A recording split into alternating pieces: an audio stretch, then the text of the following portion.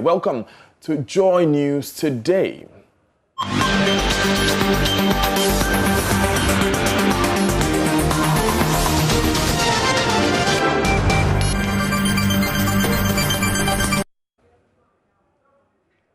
Other stories making headlines here on Joy News Today. 4 children charred in a fire incident Thursday night at Kotobabi number 2 on the Spintex Road. For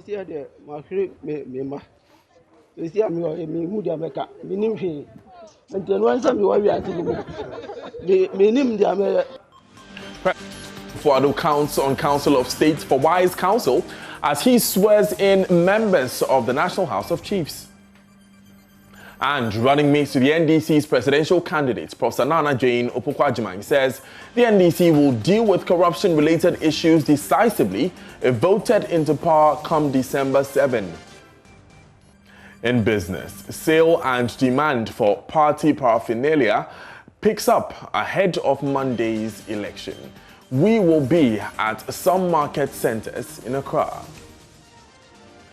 Joy News Today comes to you live from our studios here at Kokomlemle in Accra.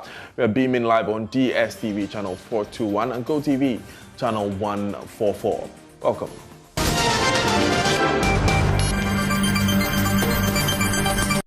We start on an unfortunate note because 4 children have lost their lives in a fire incident which destroyed some wooden structures at Temple Gate, Kotobabi in the Tema West municipality. The deceased include Enoch Gavo, 11, twins Joyce and Joycelyn Somehi, aged 7, and Mary Somehi, aged 4. The incident is said to have occurred at about 10 p.m. Thursday night when their parents were attending to their shop a few meters away. Father of the deceased, Seth Somehi, a steel bender who could not control his tears, told Joy News the children went ahead of them home as they were sleepy around 8 p.m. At 10 p.m., the two noticed smoke emanating from their wooden structure where the children were sleeping.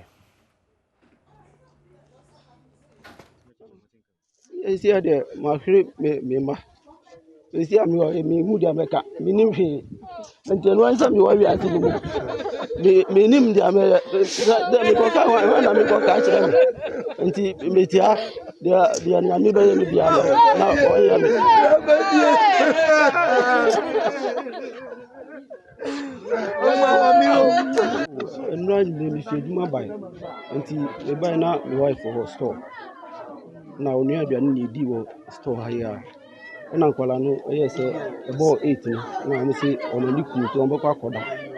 No, Mammy do Mokoda. Yes. The Bobby 9:30. And I'm wife said, Mayfair store or corner. Wakujari Abba. The Okujari by Mayfair store. The ball around 10, and I'm so Oppong Yankoda. To Guzu a packet and your man. Let me say, baby, I done. I say, baby, Cosso. Let me deal car. You could do on, I say, a jato, baby, madam. In color, Nina, with me on Fabaco. Or Baba, me manu tre, Anamapunta, the Babaco account. The color 4, with me and Fabaco. I'm enter for Joyce, and I Joyce in it. And I tell you, I'm a friend Mary. And I, Makunta Bano, a friend of Enoch.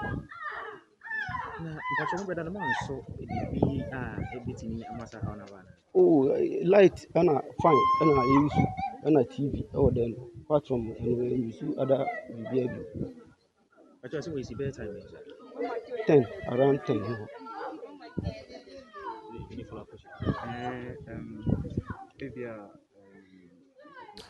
May their souls rest in peace. Now, Bachona District Commander DSP James Isiedu indicates the exact cause of the inferno is unknown.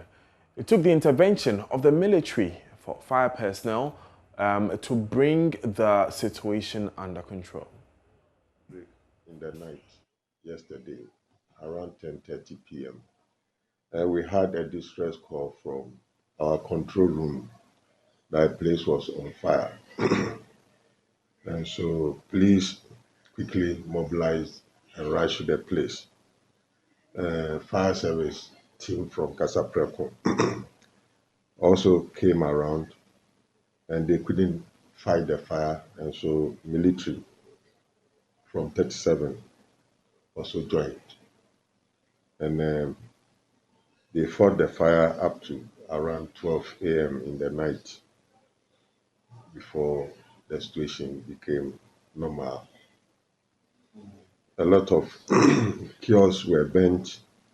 It was an area of cluster of kiosks. And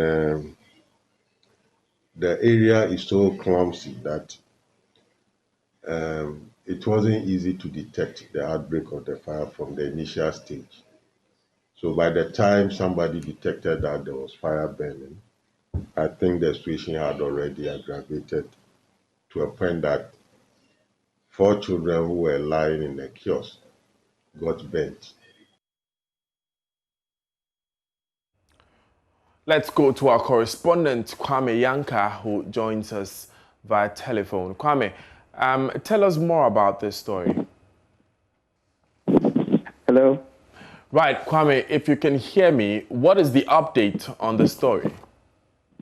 Okay, so Daniel, the police said that the parents, I'm referring to the deceased parents, as well as some neighbors who witnessed the fire, are supposed to report at the station so that whichever information they have with them, they can share with the police, and then investigation can continue as it were. Now, as I speak to you, the charred bodies are actually have been deposited at the police hospital morgue. Right. Now, the parents must be very distraught. How are they doing now? I know we spoke to them earlier, but are they still in tears? Certainly, this is not something anybody would wish for any parent at this point in time. Now, having lost not 1, not 2, 3, and 4, because the 4th one, that's Gabo, is a brother-in-law's child. So, obviously, this family has been badly hit by the inferno last night, and putting themselves together or coming to terms with this incident is just not anytime soon. Kwame, tell me how the residents of the area are taking this as well. Well, the communal bit is there. In fact, at the time I got to the area, we realized that both Ghanaians and non-Ghanaians are trooping to the house to ask their considerate to their family. I even saw some, let's say, some politicians as it were, but the local citizens, and they were campaigning in the area. So having heard this unfortunate incident, they came to also console the family and to wish them well. Yes, it's not easy at this point in time, but like they say, God giveth and He takes as well. So at this point, the only thing they can do is to be able to just keep calm and then pray that as long as they have life, they have everything, despite losing these 4 children. Kwame, now, apart from the loss of life, which is very, very unfortunate, the parents also now don't have a place to stay, do they? Come again, Daniel. Do the parents have a place to stay? I know that the wooden structure they called home is now burnt to the ground. Apart from the loss of life, that is also a challenge they face, is it not? Well, okay, so at this very hour, a neighbor who is just within the I should say vicinity, yes, has given this a place. So all the visitors coming this morning are visiting this affected family at the very house I'm referring to. Right. Now they have no place to sleep at this point. They believe that yes, life hasn't been fair to them. They don't have as it were to what it takes to be able to put up a building. So having gotten the wooden structure, that's what they were managing until what happened to them last night. So for where to put their head, somebody is helping in the interim, but I don't know what they have in mind going forward. Thank you very much, Kwame Yanka, for joining us from the Tema West constituency. We will go to the peace pact signing. The former president of Liberia, Madam Ellen Johnson Sirleaf, is addressing the gathering.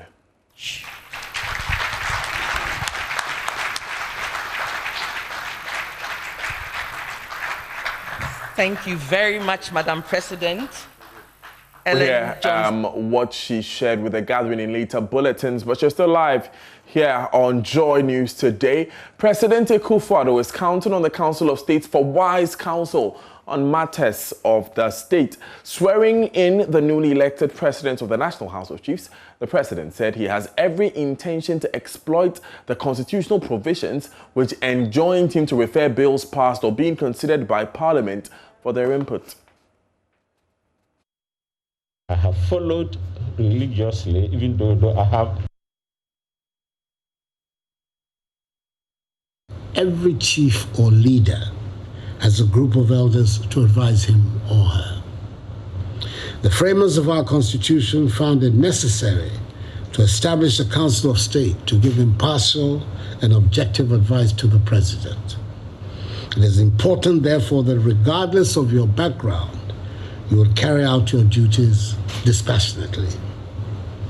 The Council has a broad scope of advisory functions in counseling the President.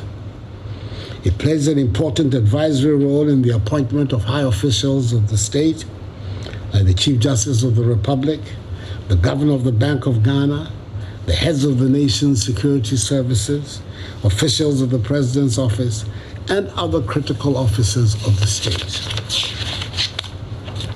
Again, according to Article 90, the President can request the Council to consider amendments to bills either before they are passed or even after they are passed by Parliament.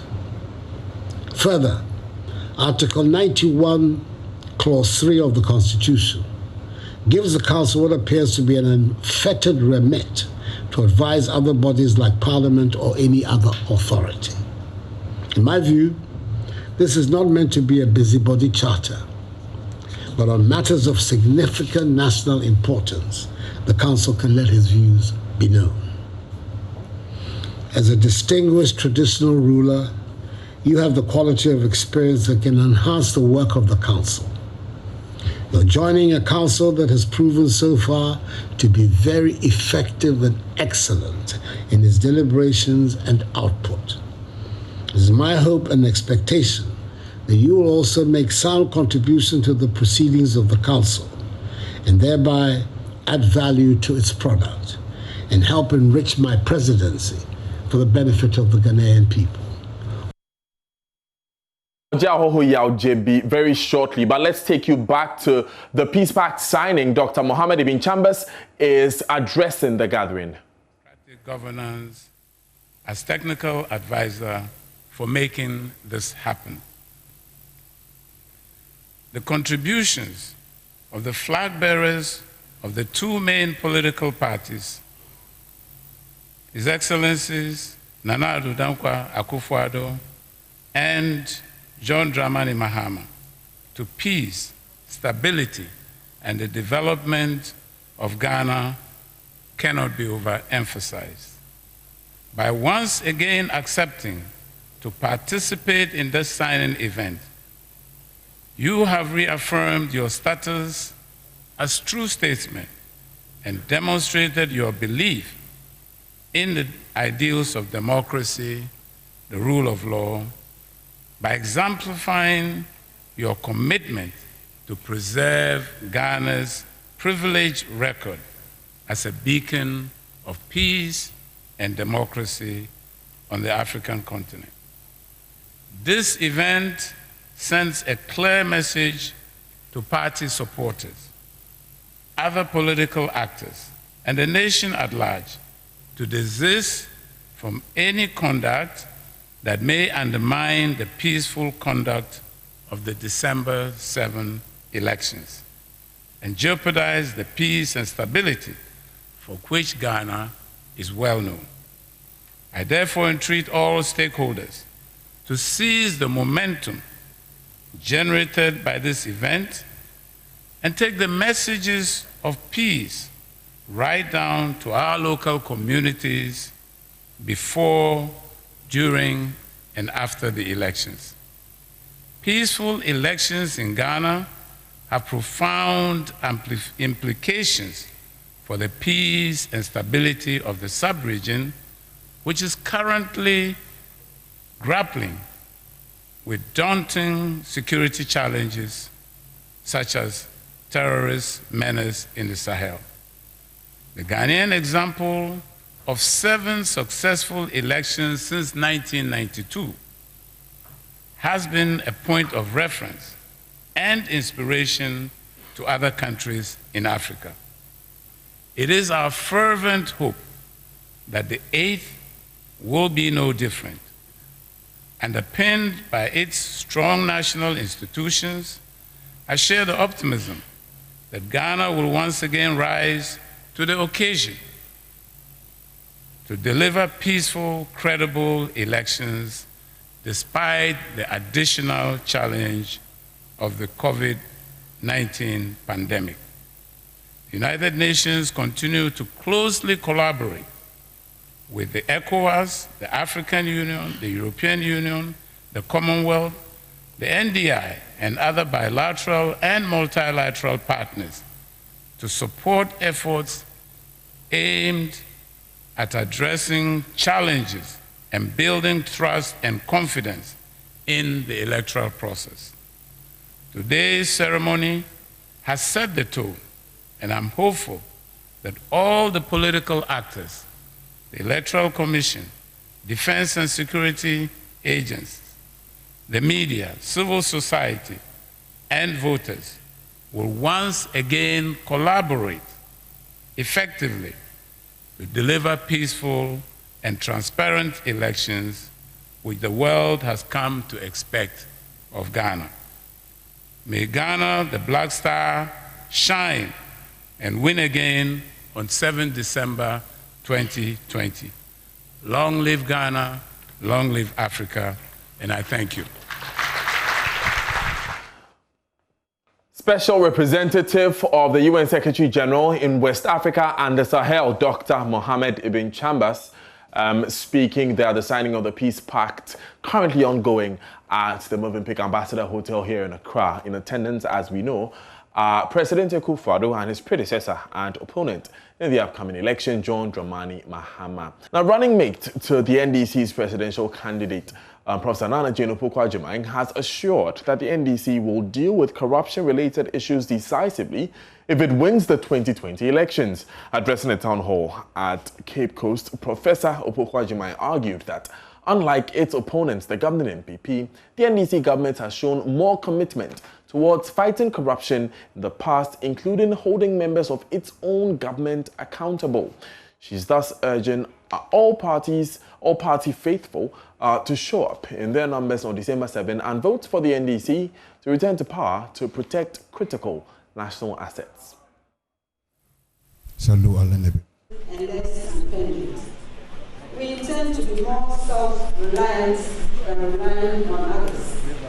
We shall safeguard and protect our national assets and resources for the benefit of all Ghanaians and not for a few. And we will deal decisively with the issue of corruption. We are at a critical point in our country. Events we have all witnessed these last 4 years make it clear that we have an alternative, a government that has shown dedication to fighting corruption, including holding members of his own government to account. And we know that that party is the NDC. In times like today, when issues of corruption are rife, our country is sorely missing such levels of commitment, and it should concern all of us. We should all care that half of our natural resources are not given away to obscure entities shrouded in opacity. We should care also that critical assets like a national airport are not given away for a pittance. We must not arrive at a destination where our national assets and national resources are treated by some as if it were resources and assets of their own creation. Not even family inheritance can be appropriated with such impunity as we see today. These issues affect all of us, and more especially, they affect generations unborn. We should never forget that the country belongs to those who have passed on, those who are here, and those who are yet to come. And that is why this matter matters so much. And this is why this election is so important. It is no longer just about politics. It is about fighting for the soul of this country. We are confident in you to deliver. Those are the parting words of Inspector General of Police James Oppong as he deployed an unspecified number of officers to the regions ahead of Monday's elections. The team of Election Security Task Force comprises personnel from the fire, immigration, prison and police services, and they are expected to support teams already on the ground at the various polling stations. Given the background of incidents in the past which have hurt public confidence in the police, they've been urged to uphold professionalism in the discharge of their duties on Monday. Gifty Addo has more. The Election Security Task Force, which is essentially made up of much more than just the police service, the immigration service, the fire service, the prison service, the Ghana police, they've all gathered here. Of course, we know that there's over 6,000 of them. I'm not quite sure if all 6,000 of them are being deployed here, because these are those who are going to the regions. These are the officers who will be manning polling stations in the respective regions. They're being deployed today. So from here, they're going right into the regions where they will be stationed. What is happening right now, by the way, is an address to all of them before they go. So wear your face masks at all times and enforce the wearing of face mask. Responsible for queue management. Ensure some social distance and proper mask wearing in the queue. Do not take part in the actual administration of the elections. Checking voter ID card is not what? It's not our job. It's a job for which people? EC officials. Now, nice. Be alert while on duty. Do not use your mobile phone or electronic device for social media monitoring or any other purpose. That is somebody else's duty. If you on that day, until there's a need for you to use your phone for emergency calls, do not get closer to your phone. Know the contact of your immediate commander and call sign stroke contact numbers of patrol teams assigned to your area and alert them immediately you notice an unusual occurrence. For example, when a non-uniform person or suspicious security personnel come to the polling station with what? With a weapon. Do not leave your duty point for any reason. If you must do so to attend to nature's call, inform your supervising officer first and then the presiding officer. Be courteous but firm to turn unauthorized people away from the center. People allowed access to the center are 1. EC officials in their what? Jackets. 2. Security personnel in uniform on what? Duty. 3. Candidates. Their photos must be on the ballot paper and their what? Spouses. People are credited by the Electoral Commission. The presiding officer can confirm said people. Refuse gifts or favors. It could make you appear biased, if not laced with poison. These are rules as they go along. So they've been told not to be engaged in any electoral administrative work, because that is actually essentially none of their business. They've actually been told not to go check in ID cards. Of course, that is not a part of their duties. Theirs is to provide security. They've been also urged not to use their mobile phones for social media monitoring, except for emergency calls. Aho! Aho! Yes, I can see you are in high morale. That is good. Today, we are making history, and the eyes of the world and the country at large are on us.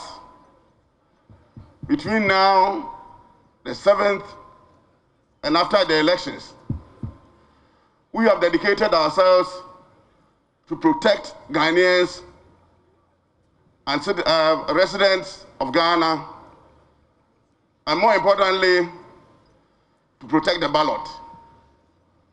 Therefore, I urge all of you to put in your best.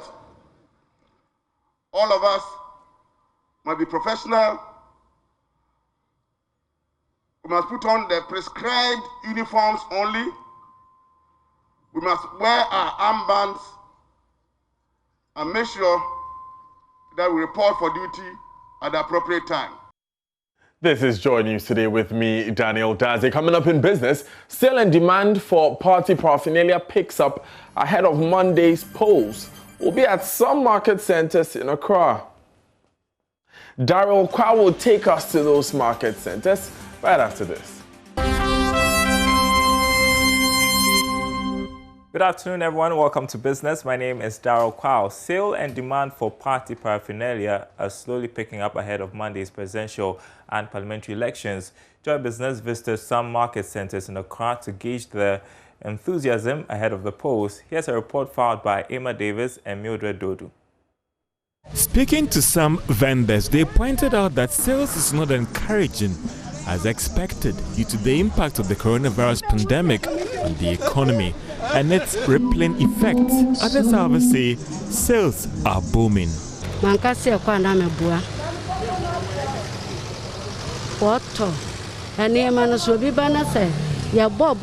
I'll be telling lies if I say business is not booming. Customers do not mind the price if they really like the paraphernalia. But for the pandemic, we would have had much better sales. I've been selling for 20 years. All year round, sales are gradual. But when the election is getting closer, they buy as expected.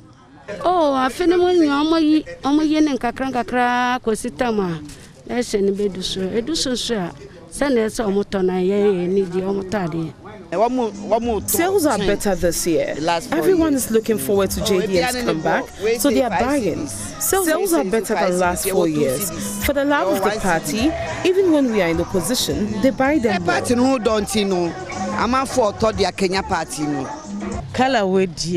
This party, even the colors attract customers. So whether we are in power or opposition, they still purchase our product. Despite the COVID, they still buy. 40 Ghana. Saba abesi 20 cities. Profit this year and American and first year fine. Profits na good. A business. Meanwhile, James Malik Blim, owner of a printing press and a publisher, says COVID-19 has rather come as a blessing in disguise since the political parties had no option but to print paraphernalia, shirts and books locally instead of traveling or importing these items from overseas. This year looks quite better, even though it became very competitive. We have more unofficial printers also in the system, people who awarded the contract even to themselves and beat the price down unnecessarily. So you are compelled to do something. So we managed to do something. In another form, as I said, politicians should have sent most of this printing outside. And it has worsened the situation. Now that they are not flying, we ought to do it. So, in a disguise, at least, we can say that those who keep faith with us and stay, at least, we're surviving. Paraphernalia in different party colors tend to add some spice to the campaign, since many electorates tend to brand themselves in their party colors. But this year appears to have not witnessed the electrifying atmosphere by the party faithfuls branded in party colors. Well, in other news, the Association of Chartered Certified Accountants, ACCA, has charged finance professionals to exhibit professionalism and integrity in the discharge of duties. According to the newly sworn-in president of the Ghana Network panel of ACCA, Iris Lynn Wilson, the new corporate world demands more from finance professionals to be strategic thinkers and exhibit leadership skills. She spoke to Joy Business after 318 newly qualified chartered accountants of ACCA background were inducted in Accra. To advise all our finance professionals to take integrity as their core in everything that they do. Without integrity, there is a question mark on whatever you bring to the society. We should take technology very serious as it's becoming the order of the day and is the new normal. It's able to help you to develop yourself so that you can perform well in whatever you do, to be able to sustain your environment wherever you find yourself. COVID-19, I should say, has come to stay, and it has become the new normal. So we need to diversify the way we do our things. We should employ more of technology in building our society and our economy. And I think it's going to help us when we factor in our small-scale, medium enterprises, we factor in our official workers like the markets, women and others, and give them the support that they need to also build their industry. And I think it will help us to recover from the COVID-19. And the small business news at the top of the hour. Up next, sports. Real Kampofu will have some news on Ghana's under-20 team. Stay tuned. Hello, good afternoon and welcome to the sports segment with me, Oreko Wampofo. Ghana's under-20 team will depart the country for Benin tomorrow ahead of the Wafu Zone B Championship, which begins on December 5.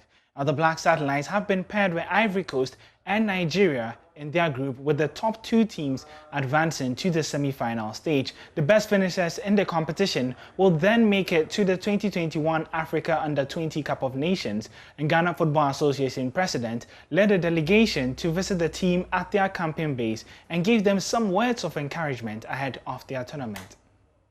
You guys are the blessed ones. You guys are the chosen ones. Because this journey did not start with 28 or 30 players. This journey started with loads of players. And you know about this. Please, I said no movements. And I mean it.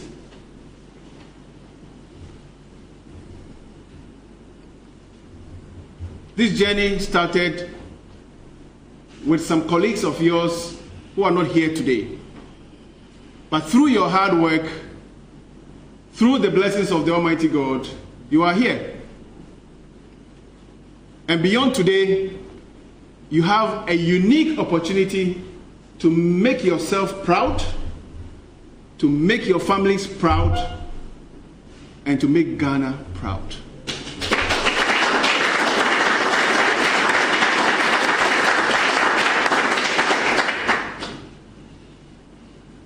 Being at the U20 World Cup is the ultimate vision of our country.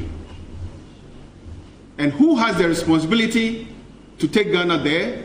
It's you.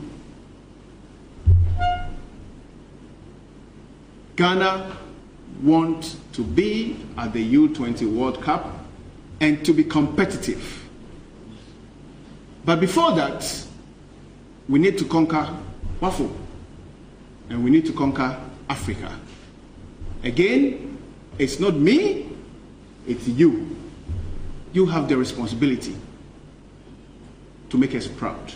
Those were some words of encouragement from Ghana Football Association President Ket Okraku. But let's do some boxing now, where Ghanaian-born British middleweight champion Denzel Too Sharp Bentley, aka Denzel in T Mensa, is craving for the opportunity to fight in Ghana as he works his way to the top. Now, Bentley, who is undefeated in 14 bouts, became the new British middleweight champion just last month after his opponent, Mark Heffron, retired in the 4th round of the scheduled 12-rounder. Born of Ghanaian parents, the 25-year-old Bentley admits that he has quite a journey to travel as he aims to be the top, but wants to first touch base with his roots right here in Ghana. I've always wanted to fight abroad or like in America and stuff, because those are the guys I watched when I started boxing. So you see American, you see how, you know, if you're a star in America, you're a star worldwide. But like you said, in Britain, we have like the best fans, especially where boxing's growing at the moment. Like, I don't think they can fill out arenas in America like they do in England. No way. It's a different 100,000 fans plus. It's crazy. It's different. It's just different. So yeah, you know that you can't take away. But fighting in America, of course, the money's better. If you're a star there, like I said, you're a star worldwide, and it's a bigger country, so, you know, there's more to do out there. Well, that's how we'll be wrapping up the sports here. My name is Ray Kwan. Before we take a quick break, when we come back, we do have some more news with Daniel Dati.